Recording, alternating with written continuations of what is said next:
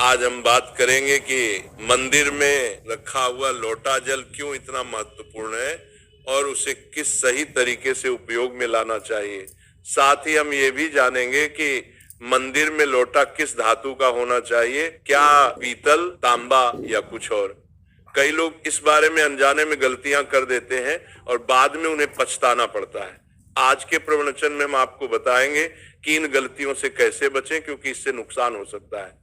मंदिर में एक लोटा जल हमेशा सही तरीके से रखना चाहिए। अब बात करते हैं घर के दीपक की। क्या आपको तांबे, लोहे, पीतल, कांसे, स्टील या मिट्टी का दीपक रखना चाहिए? सही दीपक का चुनाव न करने पर भी घर में परेशानियां आ सकती हैं और दीपक की बाती का चुनाव भी जरूरी है। क्या कच्चा कलावा ठीक है या फिर रुई या सूती धागा सही रहेगा? इन छोटी छोटी बातों की अनदेखी से पितृ दोष, शनि दोष, काल सर्प दोष या गरीबी जैसी समस्याएं हो सकती हैं। अब बहुत से लोग ये सवाल पूछते हैं कि मुख्य द्वार पर जल छिड़कने का सही समय और तरीका क्या है? क्या इसे स्नान के बाद करना चाहिए या बिना स्नान के भी किया जा सकता है? और क्या झाजू लगाने से पहले जल छिड़कना चाहिए या बाद में? एक और सवाल जो अक्सर पूछा जाता है वो है, क्या मासिक धर्म के दौरान मुख्य द्वार पर जल छिड़क सकते हैं या दीपदान कर सकते हैं? और जब मुख्य द्वार पर जल चढ़ाएं तो इसे अंदर की तरफ से चढ़ाएं या बाहर की तरफ से? फ्लैट या किराए के घर में रहने वाले लोग भी पूछते हैं कि मुख्य द्वार पर दीपदान और जल छिड़कने का सही तरीका क्या है। आज की प्रवचन इन्हीं सवालों के जवाब पर आधारित है। सबसे पहले हम ये जानेंगे कि घर के बाहर और अंदर दीपक जलाने के क्या फायदे हैं। खासकर घर के बाहर दीपक जलाने से जो 5 बड़े फायदे होते हैं वो आपको चौंका सकते हैं। भगवान की पूजा में दीपक जलाने का महत्व तो सभी जानते हैं। हिंदू धर्म में देसी घी या सरसों के तेल का दीपक जलाना बेहद शुभ माना जाता है तथा तिल के तेल का दीपक भी जलाया जाता है। लेकिन भगवान के सामने दीप जलाना केवल पूजा का एक तरीका नहीं है, बल्कि घर के अंदर और बाहर दीप जलाने से कई लाभ मिलते हैं। दीपक जलाने से न केवल सकारात्मक ऊर्जा उत्पन्न होती है, बल्कि 5 बड़े फायदे भी मिलते हैं। तो आइए जानते हैं। नंबर 1, पृथ्वी से अंधकार दूर होता है। घर में दीपक जलाने से न केवल घर का अंधकार दूर होता है, बल्कि ये नकारात्मक ऊर्जा को भी घर से बाहर कर देता है। जहां दीपक जलता है वहां सकारात्मक ऊर्जा का वास होता है। स्वाभाविक है कि जहां सकारात्मक ऊर्जा होगी वहां भगवान का भी वास होगा। इसीलिए शाम होने से पहले दीपक जलाना शुभ माना जाता है। तेल से जलने वाले दीपक का असर उसके बुझने के बाद भी आधे घंटे तक बना रहता है।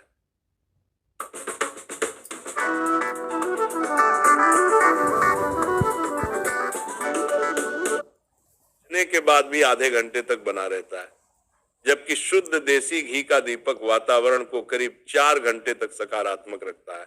नंबर 2, दीपक जलाने का वैज्ञानिक लाभ। जब घर में शुद्ध घी या सरसों के तेल का दीपक जलता है तो उसके धुएं से घर के माहौल में सात्विकता आती है।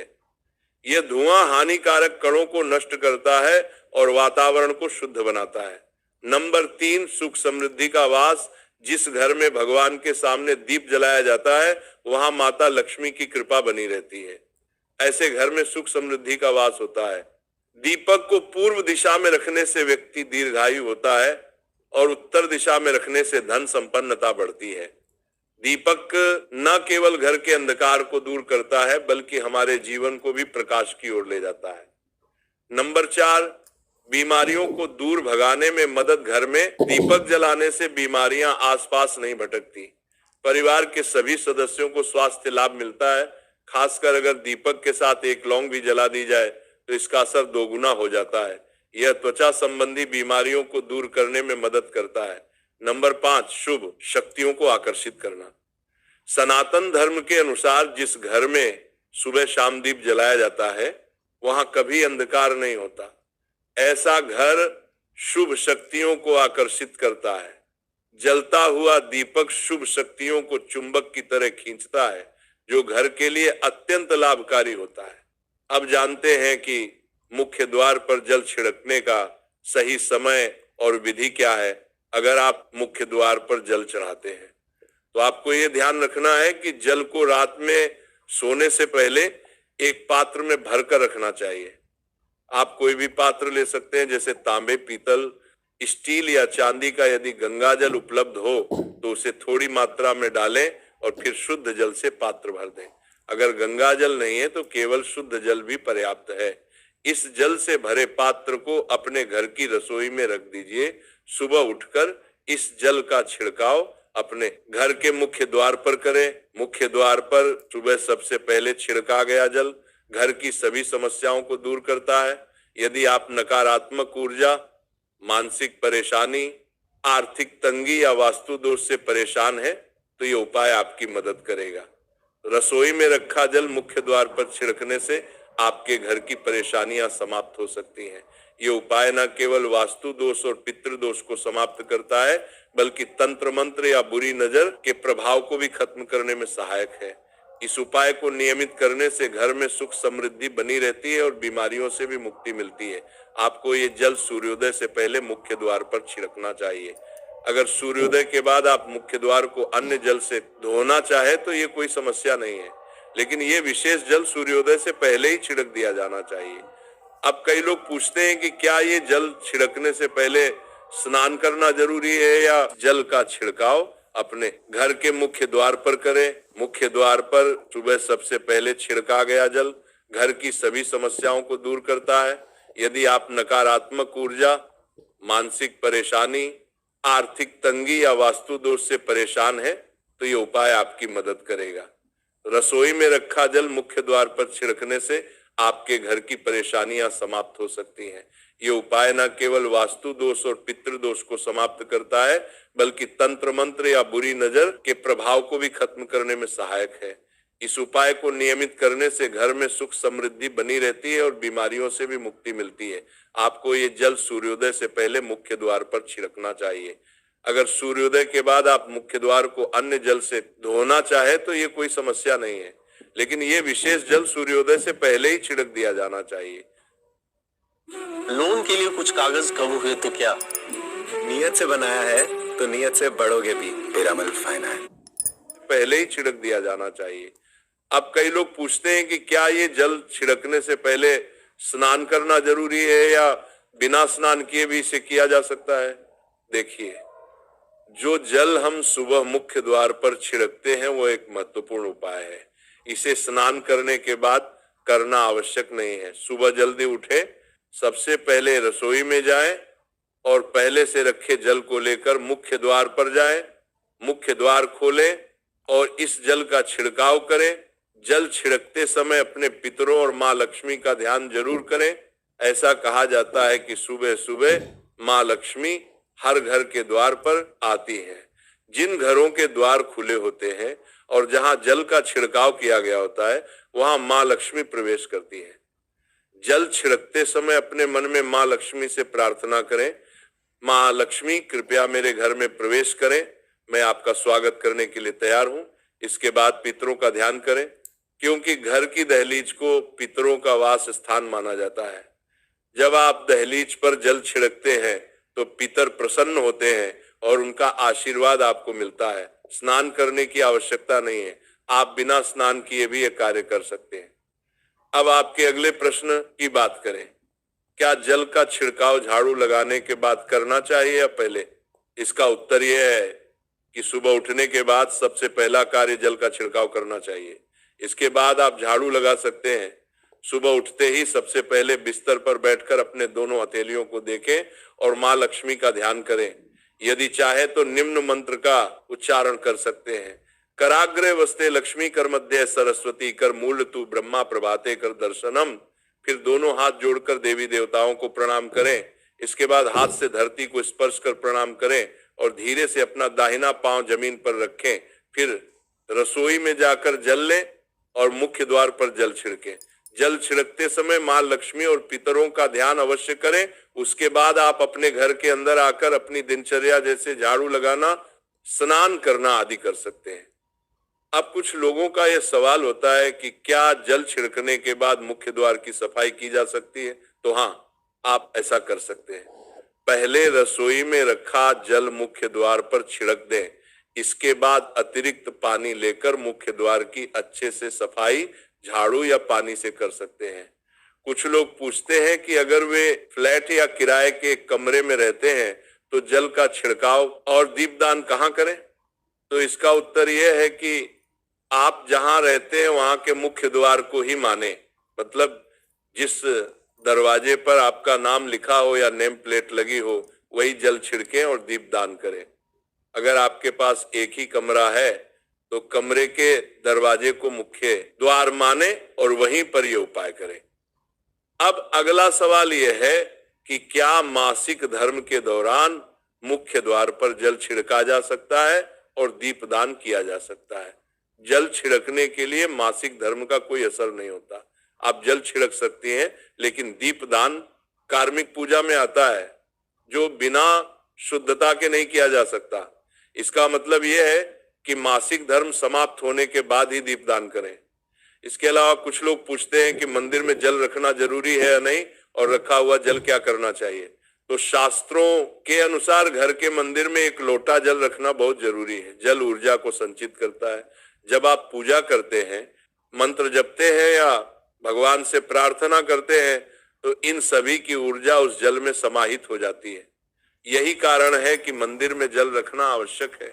सुबह की पूजा के दौरान एक लोटा जल मंदिर में रखें और दीपक जलाएं। यह अग्नि और जल के संतुलन का प्रतीक है।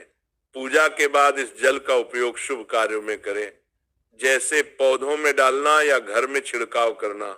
यह सकारात्मक ऊर्जा को बढ़ाता है। सुबह की पूजा के समय हम मंदिर में जल रखते हैं। अगली सुबह जब आप पूजा करने जाते हैं तो सबसे पहले उस जल का उपयोग करें। आप पूरे घर में उस जल का छिड़काव कर सकते हैं। ये जल आपके घर को शुद्ध करता है क्योंकि ये सकारात्मक ऊर्जा से भरा होता है। इससे कई बीमारियां भी दूर हो जाती हैं और घर में नकारात्मक ऊर्जा का प्रवेश नहीं होता। अगर आप नियमित रूप से इस जल का छिड़काव करते हैं तो आपके घर की समस्याएं धीरे धीरे खत्म हो जाती हैं। कभी कभी लोग ये शिकायत करते हैं कि दवाइयां असर नहीं करती। ऐसे में अगर दवाइयों के साथ साथ रोगी को इस जल से पानी दिया जाए तो दवाइयां जल्दी असर करने लगती हैं। इसी तरह अगर परिवार में कलह और झगड़े रहते हैं तो परिवार के सभी सदस्य इस जल को थोड़ा थोड़ा पी सकते हैं। इससे धीरे धीरे सकारात्मक विचारों का प्रवाह शुरू होता है और घर में शांति और समन्वय आता है। अगर आपका कोई व्यापार है या दुकान है तो इस जल का थोड़ा सा छिड़काव वहां भी करें। यह आपके व्यापार को सफल बनाता है और किसी भी तरह की परेशानी से बचाता है, क्योंकि यह जल बेहद सकारात्मक ऊर्जा से भरा होता है। अब बात करते हैं कि मंदिर में जल क्यों रखा जाता है। जल को अमृत माना जाता है और यह देवी देवताओं के लिए विशेष महत्व रखता है। मंदिर में एक लोटा जल रखना उतना ही आवश्यक है जितना कि आप रोजाना भोजन करते हैं। जब हम भगवान की पूजा करते हैं तो तांबे या पीतल के पात्र में एक लोटा जल जरूर रखना चाहिए। ये जल एक सागर की तरह होता है और हमारे जीवन के दुखों को समाप्त करने में मदद करता है। यदि कोई व्यक्ति भगवान को रोजाना भोजन नहीं कर सकता तो वो मंदिर में एक लोटा जल रख सकता है, जिससे उसकी पूजा पूरी होती है, ताकि भगवान इसे ग्रहण करें। और ये जल रूपी प्रसाद अगले दिन सुबह आप प्रसाद समझकर ग्रहण। Made with thinly sliced potatoes, Lay's wafer chips, so light, so good.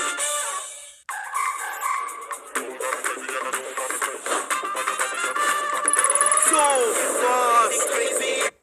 अगले दिन सुबह आप प्रसाद समझकर ग्रहण करें। लेकिन याद रखें, मंदिर में रखा जल कभी भी तुलसी में अर्पित नहीं करना चाहिए, क्योंकि यह जल सभी देवी देवता ग्रहण करते हैं। हाँ, अगर आपके घर में लड्डू गोपाल या राधा कृष्ण है और आप एक लोटा जल उनके लिए अर्पित करते हैं तो आप अगले दिन यानी सुबह के समय वो जल तुलसी में चढ़ा सकते हैं। मंदिर में रखा जल अगले दिन यानी सुबह अपनी आंखों को धोने के लिए प्रयोग करें। इससे आंखों की रोशनी बढ़ती है और आंखों की बीमारियां दूर होती हैं। शास्त्रों के अनुसार जो लोग मंदिर में एक लोटा जल भरकर नहीं रखते उनके घर में अकाल पड़ जाता है, घर की स्थिति खराब हो जाती है, परिवार में मुसीबतें आ जाती हैं और गरीबी का सामना करना पड़ता है। आप चाहे तो एक लोटा जल में फूल आदि डालकर रख सकते हैं, जो बहुत शुभ माना जाता है। मंदिर में रखा जल का एक और उपयोग ये है कि इसे घर की रसोई में खाना बनाने में या पीने में भी प्रयोग कर सकते हैं। लेकिन ये जल तभी इस्तेमाल करें जब आपके घर में सात्विक भोजन बनता हो। अगर लहसुन या प्याज का इस्तेमाल होता है तो इस जल का प्रयोग खाना बनाने में नहीं करें। इस जल को परिवार के सभी सदस्य थोड़ी थोड़ी मात्रा में पी सकते हैं और बचा हुआ जल आप घर के पौधों में डाल सकते हैं। ये जल व्यर्थ नहीं होता, इसके बहुत सारे उपयोग होते हैं। अगर हम सही तरीके से इसका प्रयोग करें तो ये हमारे जीवन की परेशानियां को सुलझा सकता है। मंत्रों से अभिमंत्रित, विप्तराम को मंत्रों से अभिमंत्रित जल बहुत शक्तिशाली होता है और हमारे घर के मंदिर में रखा जल देवताओं का आशीर्वाद होता है, क्योंकि वो हमेशा देवताओं के पास होता है। इस जल में सभी नकारात्मक शक्तियां समाहित होती हैं और अगर हम इसका सही प्रयोग करें तो ये हमारे जीवन में सकारात्मक परिवर्तन ला सकता है। मतलब आप जल को पीने, खाना बनाने, घर में छिड़काव करने में इस्तेमाल करते हैं तो इससे हमारी समस्याओं का समाधान होता है और अगर कोई भी कार्य नियमित तौर पर किया जाता है तो हमें उसका लाभ जरूर मिलता है। कभी कभी करेंगे तो उतना लाभ दिखाई नहीं देगा, लेकिन अगर आप नियम बना ले कि हर रोज उसी जल से घर में छिड़काव करना है, घर के हर व्यक्ति को थोड़ा थोड़ा पीने के लिए देना है, बचा हुआ जल पौधों में डालना है, दुकान पर छिड़कना है, व्यापारिक स्थल पर छिड़काव करना है, बच्चों की किताबें और तिजोरी में छिड़काव करना है, तो आपको निश्चित ही चमत्कार देखने को मिलेगा। इसी तरह से जो रसोई में रखा हुआ जल होता है उसका छिड़का आप अपने घर के मुख्य द्वार पर रखें तो इसका लाभ बहुत जल्दी दिखाई देगा। लेकिन इसे अपने रूटीन में शामिल करना होगा और प्रतिदिन नियम से ये कार्य करना होगा, तभी आपको लाभ मिलेगा। कई लोगों के सवाल होते हैं कि मंदिर में रखा जल जब हम अगले दिन उठाते हैं तो उसमें कभी कभी कीड़े मकोड़े पड़ जाते हैं, तो क्या हम उसे ढक सकते हैं? हाँ, आप उसे पूजा के बाद किसी प्लेट या कटोरी से ढक सकते हैं। जब आप अगले दिन उस जल को उठाएंगे तो वह बिल्कुल शुद्ध और साफ सुथरा होगा। आप इस जल का प्रयोग किसी भी कार्य में कर सकते हैं। जब भी आप घर के मुख्य द्वार पर जल छिड़काव करें तो गणेश जी का मंत्र ओम गणपतये नमः जरूर बोलें और जो हमने आपको वीडियो में बताया है उसे ध्यान से समझकर अपने घर के मुख्य द्वार पर जल का छिड़काव करें। अब जानते हैं कि दीपक किस पदार्थ का होना चाहिए, लोहे का, तांबे का, पीतल का, कांसे का, स्टील का या मिट्टी का। आखिर घर में कौन सा दीपक रखना शुभ माना जाता है? अगर गलती से भी घर में गलत पदार्थ का दीपक रखा है तो पूरा घर अस्त व्यस्त हो जाएगा, कंगाल हो जाएगा और बर्बाद हो जाएगा। देखिए, स्टील के दीपक में पूजा करने से घर में शनि को नाराज किया जाता है। लोहे के दीपक से भी पूजा नहीं करनी चाहिए क्योंकि इससे घर में गरीबी आ जाती है। बाजार में लुभाने के लिए कांच के दीपक भी आ गए हैं, लेकिन बिल्कुल भी गलती से भी घर में कांच का दीपक ना लाएं, नहीं तो राहु केतु आपके घर में आ सकते हैं और घर बर्बाद हो सकता है। कांच का दीपक शनि और राहु को नाराज करता है। तांबे का, पीतल का और मिट्टी का दीपक धन की देवी लक्ष्मी को आकर्षित करता है। घर में कोई भी अन्य प्रकार का दीपक लाना सही नहीं माना जाता। पीतल और मिट्टी के दीपक को शुभ और मंगलकारी माना जाता है क्योंकि ये शनि और राहु केतु को प्रसन्न रखता है। साथ ही मंगल ग्रह का भी असर कम करता है। कच्चा कलवा और रुई से जलने वाला दीपक सर्वोत्तम होता है। जो लोग सूती धागे से हाथ पर बांधने वाली बाती तैयार करते हैं उनके घर में समस्याएं और गरीबी आ सकती हैं। रुई और कच्चा कलवा का दीपक ही शुभ माना जाता है। अब जानते हैं मंदिर में घंटी क्यों बजाई जाती है? शंकर के मंदिर में घंटी बजाने का उद्देश्य क्या है? तालियां बजाई जाती है। शास्त्रों के अनुसार जब भी आप मंदिर या घर में घंटी बजाते हैं तो शिव महापुराण, लिंग पुराण और विष्णु पुराण में कहा गया है कि घंटी का नाद करते ही जितने तीर्थ हैं, साधक जो साधना कर रहे हैं, जप और तप हो रहे हैं, जितने दान किए जा रहे हैं, उन सभी पुण्यों का फल उस समय आपके खाते में जमा हो जाता है। अब मंदिर में ताली बजाने का महत्व भी समझे। जब लोग भजन कर रहे होते हैं, साधना में होते हैं, अभिषेक कर रहे होते हैं या पूजा में व्यस्त होते हैं तो 3 बार ताली बजाने से उनका पूरा पुण्य हमारे खाते में आ जाता है, जिससे हमारा भाग्य उज्जवल हो जाता है। एक महत्वपूर्ण बात यह है कि घर में गरुड़ घंटी का नाद करना बेहद शुभ माना जाता है, मगर बच्चों को खेल के तौर पर घंटी नहीं दी जाती, क्योंकि घंटी का नाद करते समय सभी का पुण्य हमारे खाते में आ जाता है। इसलिए घंटी का नाद केवल पूजा और भजन के समय ही करना चाहिए, इसे खेल खिलौने के रूप में न ले। मंदिर में घंटी बजाने का तरीका भी महत्वपूर्ण है। यह हमेशा प्रेम और श्रद्धा से बजानी चाहिए, न कि जोर जोर से। कई बार लोग मंदिर का पट बंद होने के बाद भी घंटी बजा देते हैं, जिससे पाप लगता है। अगर भगवान मंदिर में विश्राम कर रहे हैं तो उसे समय घंटी बजाना घोर पाप माना जाता है। मंदिर बंद होने पर घंटी को रस्सी से बांध दिया जाता है ताकि वह न बजे। घंटी बजाने का सबसे शुभ समय सुबह 4 बजे से लेकर 11 बजे तक होता है, क्योंकि यह समय अत्यंत मंगलकारी होता है। इसके अलावा शाम 6 बजे से रात 11 बजे से पहले भी घंटी बजाई जा सकती है। रात 12 बजे के बाद मंदिर के पट बंद कर दिए जाते हैं और देवी देवता विश्राम करते हैं। इस समय घंटी बजाना पुण्य के बजाय पाप का कारण बन सकता है। आज की प्रवचन आपको कैसी लगी, कृपया कमेंट करके हमें बताएं। अगर आप माता लक्ष्मी का सम्मान करते हैं तो एक लाइक जरूर करें और हमारे चैनल को सब्सक्राइब करके कमेंट में जय माता लक्ष्मी जरूर लिखें। धन्यवाद।